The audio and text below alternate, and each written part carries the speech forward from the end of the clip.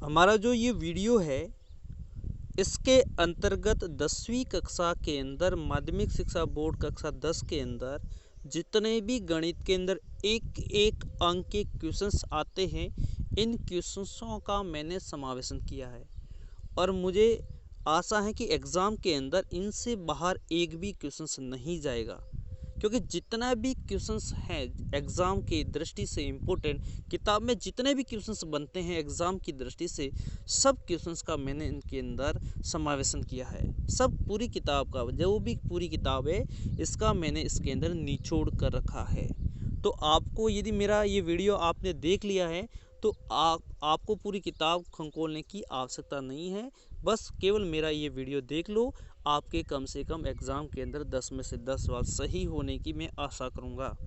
तो चलो अपन स्टार्ट कर लेते चलिए अपन स्टार्ट कर लेते हैं इस वीडियो को।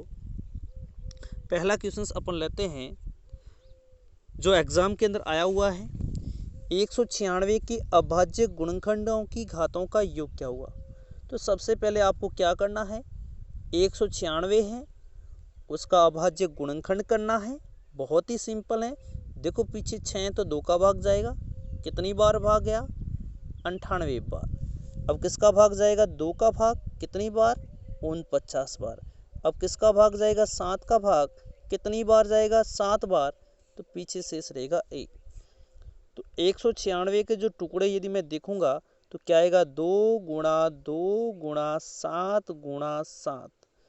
अब एग्ज़ाम में जो सवाल पूछने का जो तरीका है वो क्या रहेगा, जैसे एग्ज़ाम के अंदर सवाल आ गया 196 का अभाज्य गुणनखंड लिखिए, तो मेरा आंसर ये होगा जो मैंने लिखा है।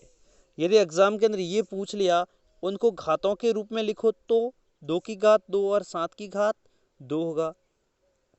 लेकिन जो एग्ज़ाम के अंदर जो सवाल आया था वो क्या था, एग्ज़ाम के अंदर जो सवाल पूछा था वो ये पूछा था कि इनकी घातों का योग क्या होगा। तो इनमें जो घात कितनी है, यहाँ पर 2 घात हैं और 7 के ऊपर भी कितनी घात हैं, तो मेरा जो फाइनली आंसर निकल के आएगा वो 4 आएगा। कितना आंसर आएगा 4 आएगा, जो एग्ज़ाम के अंदर पूछा हुआ है। तो ये सवाल आपको समझ में आ गया होगा। अगला क्वेश्चन स्टार्ट करते हैं अपन। 95 और 152 का HCF क्या होगा।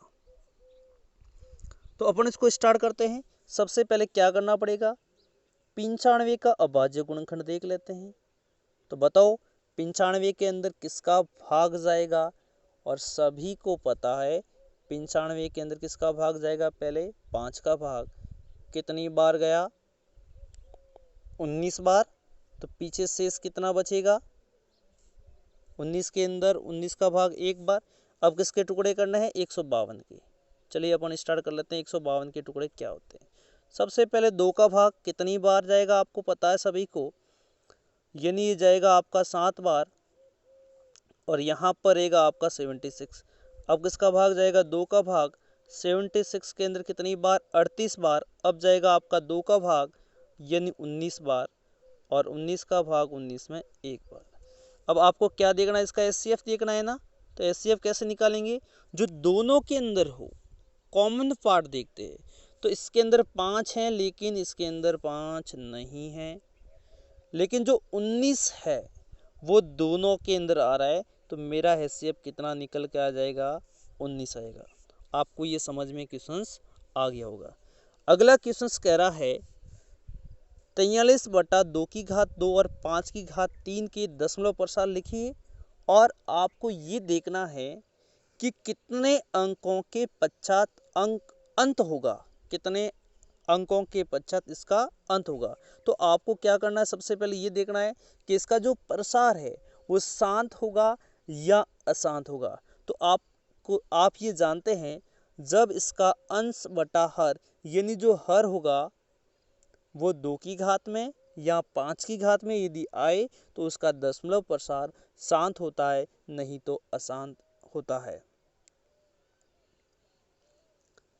अब आपको क्या करना है इसके अंदर, देखो यहाँ पर लिखा हुआ 2 की घात 2 और 5 की घात 3, इसका मतलब शांत प्रसार होगा, ये तो श्योर है। लेकिन आपको करना क्या है, इसका शांत दशमलव प्रसार निकालना है।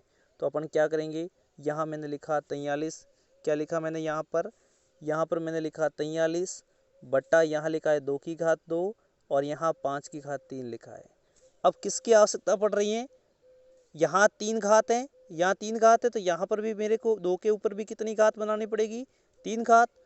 यहाँ 3 घात हैं तो यहाँ पर भी 3 घात बनानी पड़ेगी, तो 2 की घात 1 से ऊपर नीचे गुणा कर लीजिए, तो मेरा आंसर ऊपर हो जाएगा 86 और नीचे कितना हो जाएगा, देखो यहाँ 2 की घात 2 और ये 2 की घात 1, तो 2 की घात टोटल कितनी बन गई 3, और यहाँ हो गया 5 के ऊपर कितनी घात, 3 घात। तो ये हो गया मेरा 86 बटा, अब देखो 2 के ऊपर भी 3 घात है और 5 के ऊपर 3 घात है।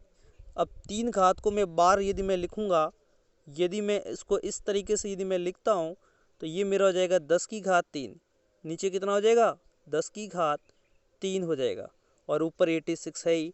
अब ये मेरे को ऊपर आपका 86 है ही, अब क्या करना है, 10 की घात 3 का मतलब 1000 है, तो ऊपर भी आपको 3 अंक बनाने पड़ेंगे, तो मैं 0 डाल के 3 अंक पहले बना देता हूँ, बटा 10 की घात 3 है, 10 की घात कितनी है 3 है। अब 10 की घात 3 का मतलब 1000 है, तो मेरे को 3 संख्या के बाद इसका अंत हो जाएगा, यानी 0.08 और 6।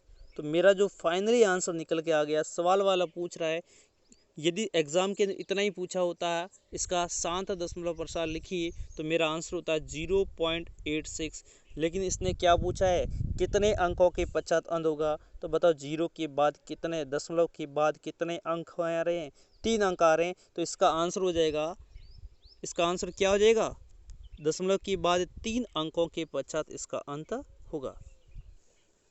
अब तीसरा सवाल कह रहा है सबसे न्यूनतम संख्या जिससे √27 को गुणा करने पर एक प्राकृत संख्या प्राप्त होती है, ऐसी कौन सी छोटी संख्या है।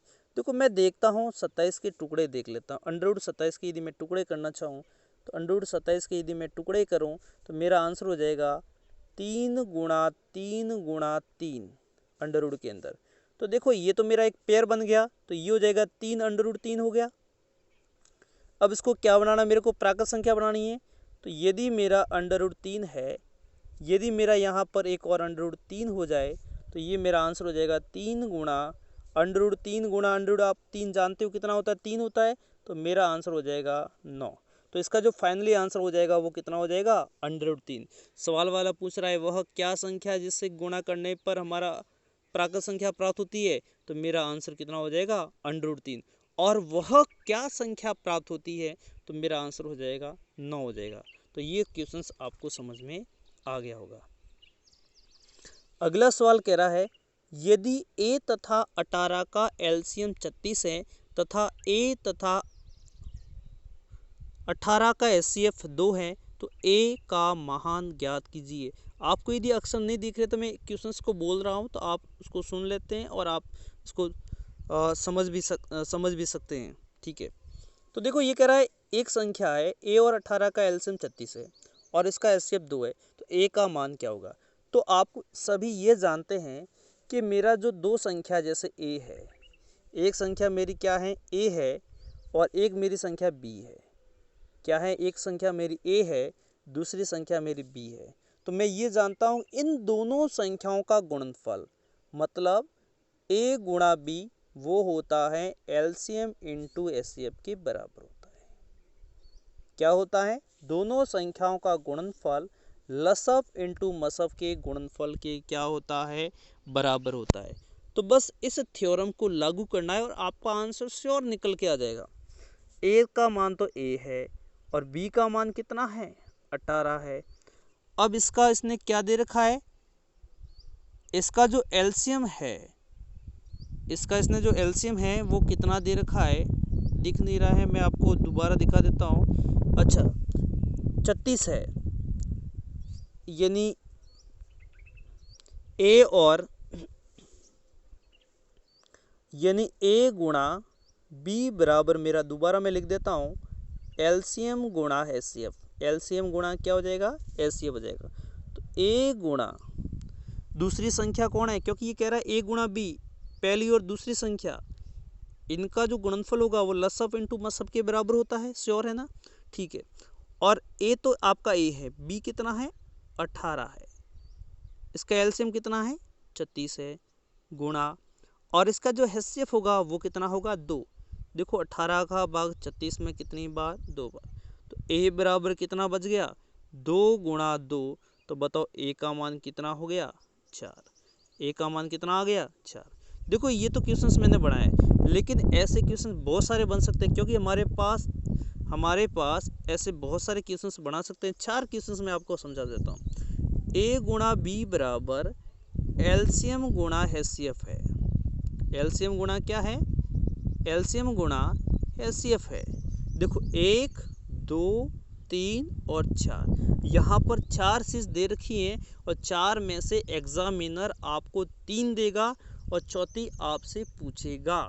कभी ए गायब करेगा, कभी बी गायब करेगा, कभी एलसीएम गायब करेगा, कभी एचसीएफ पूछेगा।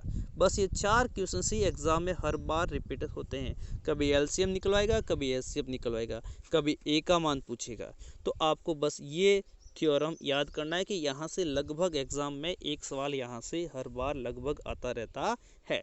मैं जो क्वेश्चंस बहुत ही इंपॉर्टेंट क्वेश्चंस लेके आया हूँ, और इसलिए आप क्या करें, इन क्वेश्चंस को कॉपी में हल ज़रूर करें, और आपके जितने भी दोस्त हैं उनको भी ये शेयर ज़रूर करें, क्योंकि आपके 10 में से 10, मुझे आशा है कि यहाँ से आपके 10 में से 10 क्वेश्चंस एग्ज़ाम में ज़रूर होंगे। आप वीडियो को लाइक भी करें और ज़्यादा से ज़्यादा शेयर भी करें, ताकि मैं और भी नए आपके लिए इम्पोर्टेंट वीडियो लेके आऊँगा। अगला नेक्स्ट क्वेश्चन है 2 संख्याओं का गुणनफल। जस्ट हमने अभी क्या पढ़ा था, 2 संख्याओं का गुणनफल, यानी a गुणा b बराबर, अभी जस्ट पढ़ा था एलसीएम गुणा एचसीएफ। क्या पढ़ा था जस्ट अभी अपने, कि a गुणा b बराबर लसफ इंटू मसफ होता है। ठीक है, तो 2 संख्याओं का गुणनफल सीधा दे रखा है 1080 बराबर एलसीएम कितना है, एलसीएम अपन को निकालना है, इंटू एचसीएफ हमारे पास दे रखा है, ये 30 दे रखा है, तो यहाँ मैंने लिखा 30। देखो कट रहा है, 0 से 0 कट रहा है, और 3 का भाग 108 में कितनी बार, 36। 36 बराबर मेरा आंसर क्या हो जाएगा, एलसीएम हो जाएगा। तो मेरा जो एलसीएम निकल के आ गया वो कितना दोस्तों आ गया, 36 आ गया। तो आपको ये क्वेश्चन ज़रूर समझ में आ गए होंगे। अगला ये कह रहा है यूक्लिड विभाजन एल्गोरिथम प्रमेय क्या है। ये भी एग्जाम में 1 मार्क्स के क्वेश्चंस में पूछ सकते हैं।